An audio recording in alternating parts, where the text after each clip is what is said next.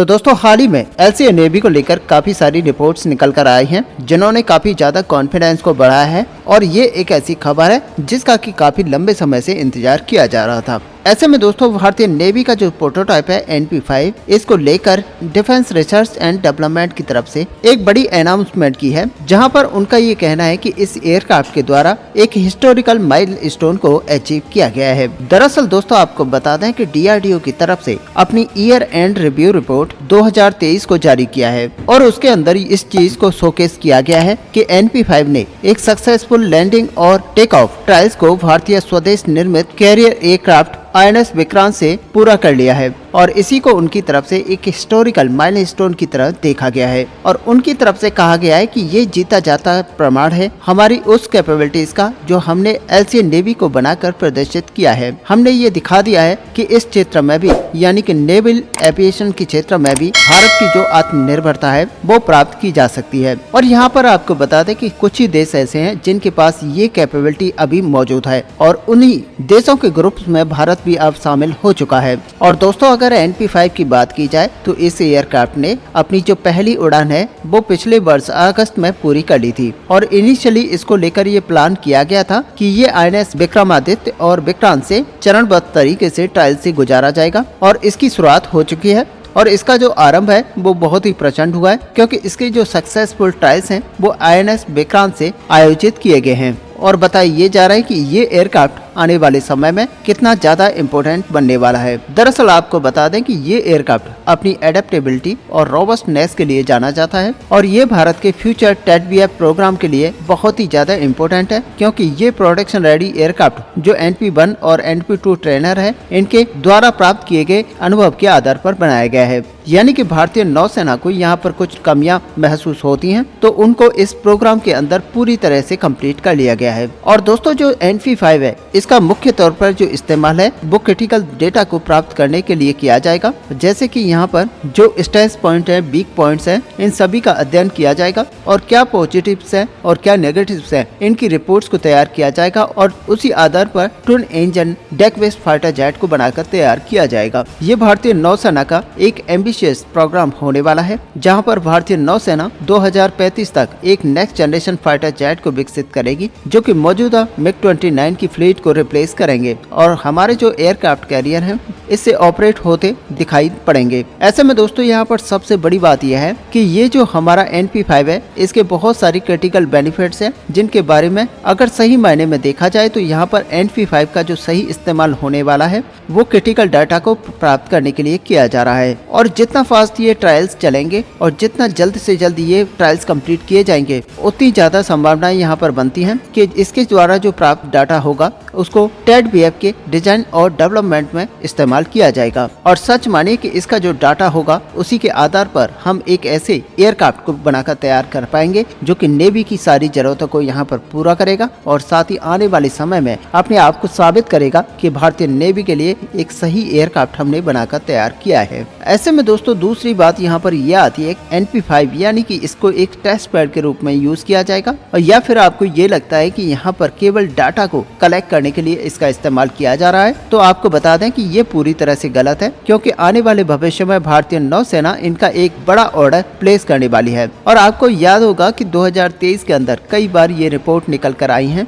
कि भारतीय नौसेना इनके तकरीबन 1 से 2 स्क्वाड्रंस का ऑर्डर प्लेस कर सकती है जिसमें से 18 से 36 एयरक्राफ्ट इसमें शामिल हो सकते हैं। और उसके पीछे की वजह यही है कि twin engine deck based fighter jet में हमें कोई भी ट्रेनर वेरिएंट देखने को नहीं मिलेगा। और ऐसे में दोस्तों भारतीय नौसेना को पायलट्स को यहाँ ट्रेन करने के लिए कोई तो प्लेटफॉर्म यहाँ पर चाहिए होगा। तो ये जो पूरी भूमिका है यहाँ पर एलसीए नेवी के द्वारा निभाई जाएगी और एलसीए नेवी यहाँ पर वो प्लेटफॉर्म होगा जो कि twin engine deck based fighter jet के पायलट्स हैं इनको ट्रेन करने के लिए इस्तेमाल किया जाएगा। इसके अलावा हम सभी जानते हैं कि भारतीय नौसेना लिमिटेड नंबर्स में MiG-29 के ऑपरेट करती है जो कि 40 से 45 की संख्या में है। और जाहिर सी बात है कि अगर हमें दोनों एयरक्राफ्ट को फुल पोटेंशियल पर यहाँ पर चलाना है, जब तक कि राफेल एम यहाँ पर नहीं आ जाता तो भारतीय नौसेना को अपने जो रिजर्व स्क्वाड्रन है MiG-29 की, इनको INS विक्रांत पर मूव करना पड़ेगा और ऐसे में जो एयरक्राफ्ट के नंबर है वो यहाँ पर प्रभावित होंगे और उस कमी को यहाँ पर पूरा करने के लिए इस एयरक्राफ्ट को यहाँ पर यूज किया जा सकता है। ऐसे में दोस्तों अगर देखा जाए तो ये जो NP5 है इसमें तेजस का ही DNA है और इसमें सारे वेपन्स को इंटीग्रेट किया जा सकता है जो कि तेजस फाइटर जेट के अंदर इंटीग्रेट किए जाते हैं। यानी कि इसका इस्तेमाल भारतीय नौसेना न केवल ट्रेनिंग के लिए करेगी बल्कि एक्चुअल कॉम्बैट में भी इसको इस्तेमाल किया जा सकता है। तो दोस्तों ये एक अलग बेनिफिट है जो कि भारतीय नौसेना इस समय उठाना चाहेगी और सबसे बड़ी बात यह है कि इससे प्राप्त अनुभव के आधार पर आने वाले भविष्य में एडवांस वेरिएंट को तैयार किया जाएगा और इनका इस्तेमाल भारतीय नौसेना अलग अलग प्रकार से कर सकेगी। ऐसे में LCA नेवी की जो भूमिका है वो केवल ट्रेनर फाइटर जेट तक सीमित नहीं है, बल्कि आपको बता दें कि ये 27 नवंबर 2023 को एक रिपोर्ट निकल कर आई थी जहाँ पर एरोनॉटिकल डेवलपमेंट एजेंसी के द्वारा एक इंटेंशन शेयर किया गया था, जहाँ पर वो बता रहे थे कि LCA नेवी का जो प्रोटोटाइप है इसको as a man unmanned teeming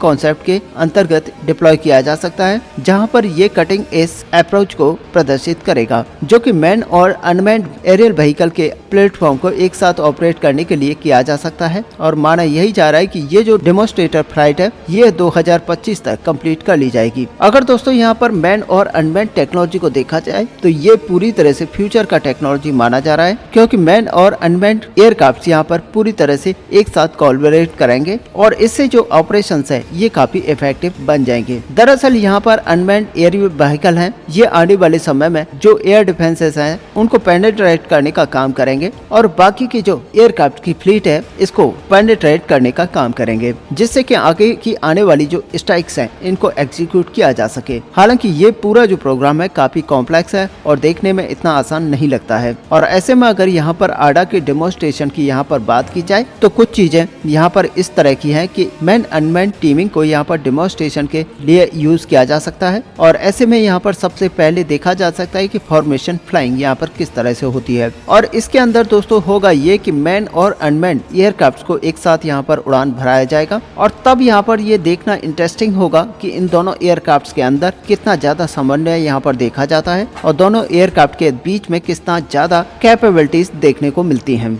ऐसे में यहाँ पर सबसे इम्पोर्टेंट बात होगी कि इंफॉर्मेशन शेयरिंग को किस तरह से यहाँ पर किया जाएगा और अलग अलग सेंसर्स और कैमरास जो लगे हुए होंगे इनके अंदर, इनसे किस तरह से अलग अलग इंफॉर्मेशन को कलेक्ट किया जाएगा और एक दूसरे के साथ किस तरह से ये दोनों शेयर कर पाएंगे, ताकि इस तरह की जो अवेयरनेस रियल टाइम में यहाँ पर देखी जाएगी वो यहाँ पर डिपेंड करेगी कि आने वाले समय में इन दोनों एयरक्राफ्ट को किस तरह से भारतीय नौसेना यहाँ पर यूज करेगी। इसके अलावा दोस्तों अगर देखा जाए तो स्ट्राइक्स को यहाँ पर करने में, एग्जीक्यूट करने में अनमैन्ड एयरक्राफ्ट की यहाँ पर बहुत ही अहम भूमिका होगी, क्योंकि किसी भी देश के रडार सिस्टम को चकमा देते हुए उसके अंदर एयर स्ट्राइक करना ये बड़ी बात है और यहाँ पर ये सारा जो एग्जीक्यूशन है वो अनमैन्ड एयरक्राफ्ट के द्वारा किया जाएगा और ऐसे में ये अगर देखा जाए तो ये फ्यूचर की टेक्नोलॉजी है और ऐसे में LCA नेवी की जो भूमिका है वो काफी महत्वपूर्ण मानी जा रही है। और हाल ही में भारतीय नौसेना प्रमुख की तरफ से एक बयान दिया गया था जहाँ पर ये उनकी तरफ से कहा गया था कि TEDBF की डेवलपमेंट को लेकर क्रिटिकल जो डाटा है वो हमें LCA नेवी से मिलने स्टार्ट हो चुके हैं और इस चीज की खुशी भारतीय नौसेना को यहाँ पर देखी गई कि इसके आने के बाद में TEDBF का जो डिजाइन है उसके अंदर कई सारे चेंजेस इसी डाटा के तौर पर किए गए थे। ऐसे में दोस्तों बहुत ही जल्द यानी कि आने वाले साल के अंदर TEDBF का प्रोटोटाइप हमें देखने को मिल सकता है और कुल मिलाकर यहाँ पर कहा जा सकता है कि हमारा जो आने वाला फ्यूचर एयरक्राफ्ट है वो बहुत ही जल्द बनकर तैयार हो सकता है और उसके लिए सारी तैयारियां की जा चुकी हैं और ऐसे में जो डाटा एक नेसेसरी चीज थी उसको भी यहाँ पर कलेक्ट कर लिया गया है। ऐसे में दोस्तों इस बड़े अपडेट को लेकर यहाँ पर आपका क्या व्यू है, आप अपना व्यू हमें कमेंट पे लिखकर जरूर बताएं। साथ ही अगर वीडियो आपको अच्छी लगी हो तो लाइक और शेयर करना ना भूलें। मिलते हैं नेक्स्ट वीडियो में, तब तक के लिए जय हिंद जय भारत।